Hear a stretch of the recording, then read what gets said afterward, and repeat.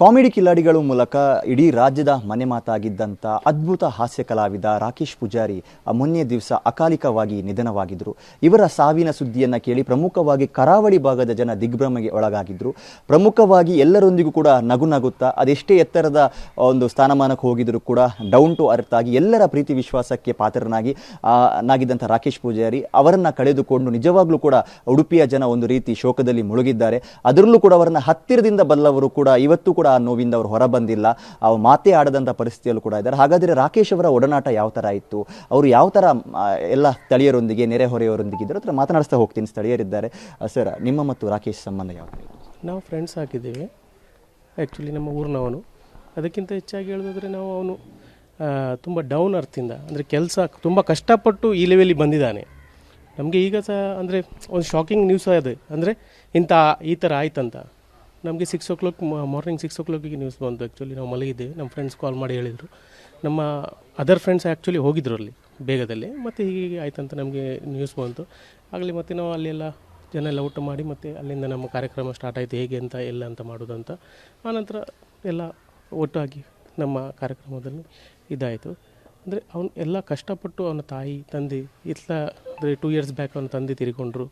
ಆನಂತರ ಇದು ಅವರ ಮನೆಗೆ ಇನ್ನೊಂದು ಆಘಾತ, ದೊಡ್ಡ ಆಘಾತ. ಅದಕ್ಕೆ ಮೇಯ್ನ್ ಅಂದರೆ ಅವನಿಗೆ ಒಂದು ಆಸೆ ಇತ್ತಂದ ಅವನ ತಂಗಿಯದೊಂದು ಮದುವೆ ತುಂಬ ಗ್ರ್ಯಾಂಡಾಗಿ ಮಾಡಬೇಕು. ಯಾವಾಗಲೂ ಹೇಳ್ತಿದ್ದ ಫ್ರೆಂಡ್ಸ್ ಒಟ್ಟಿಗೆ ಕೂತಾಗ ಗ್ರ್ಯಾಂಡಾಗಿ ಮಾಡಬೇಕಂತ. ಅದು ಅವನದೊಂದು ದೊಡ್ಡ ಡ್ರೀಮ್ ಆಗಿತ್ತು. ಆನಂತರ ಸಿನಿಮಾ ರಂಗದಲ್ಲಿ ಬಂದು, ಈಗ ಸಿನಿಮಾ ಪರದೆಯಲ್ಲಿ ಬಂದು ಅದರಲ್ಲಿ ಕೆಲಸ ಮಾಡಿ ಅದರ ಉನ್ನತಿಯೊಂದಿಗೆ ಬಂದು ನಮ್ಮ ಊರಲ್ಲಿ ಹೆಸರು ತರಬೇಕು, ಊರದ್ದು ಒಂದು ದೊಡ್ಡ ಹೆಸರು ಮಾಡಬೇಕಂತ ಅವನಿಗೆ ತುಂಬ ಆಸೆ ಇದ್ದಿತ್ತು. ಆದರೆ ದೈವ ಇಚ್ಛೆ, ಅದರಲ್ಲಿ ಏನು ಮಾಡಲಿಕ್ಕೆ ಆಗೋದಿಲ್ಲ. ಅಂದರೆ ನಿಮ್ಮ ಊರಿನೊಂದು ಅದ್ಭುತ ಪ್ರತಿಭೆ, ಅಂದರೆ ಅಂಥ ಸಾಧನೆಯನ್ನು ಅವರು ಮಾಡಿದರು. ಅಂಥ ಸಾಧನೆಯನ್ನು ಮಾಡಿದರೂ ಕೂಡ ಅವರು ನಿಮ್ಮ ಹತ್ರ ವ್ಯವಹರಿಸ್ತಾ ಇದ್ದಂಥ ರೀತಿ ಯಾವ ಥರ ಇತ್ತು, ಎಷ್ಟರ ಮಟ್ಟಿಗೆ ತುಂಬ ಸರಳವಾಗಿದ್ದರು, ನಿಮ್ಮ ಒಂದು ಒಡನಾಟ ಯಾವ ಥರ ಇತ್ತು ಅಂತ?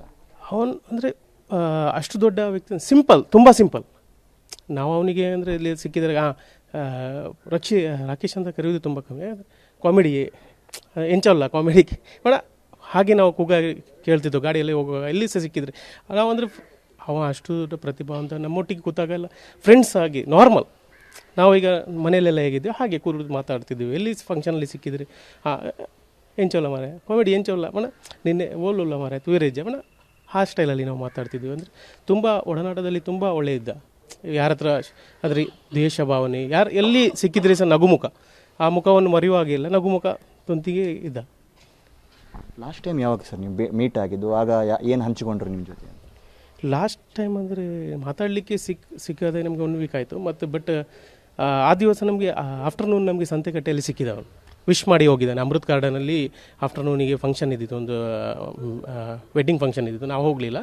ಬಟ್ ಆ ಟೈಮಲ್ಲಿ ನಾವು ಅಲ್ಲಿಂದ ಕ್ರಾಸ್ ಆಗುವಾಗ ನಮಗೆ ವಿಶ್ ಮಾಡಿ ಹೋದವನು ಅಷ್ಟೇ. ಅದು ಲಾಸ್ಟ್ ನಮಗೆ ಸಿಕ್ಕಿದಂಥ ಇದು. Yes sir.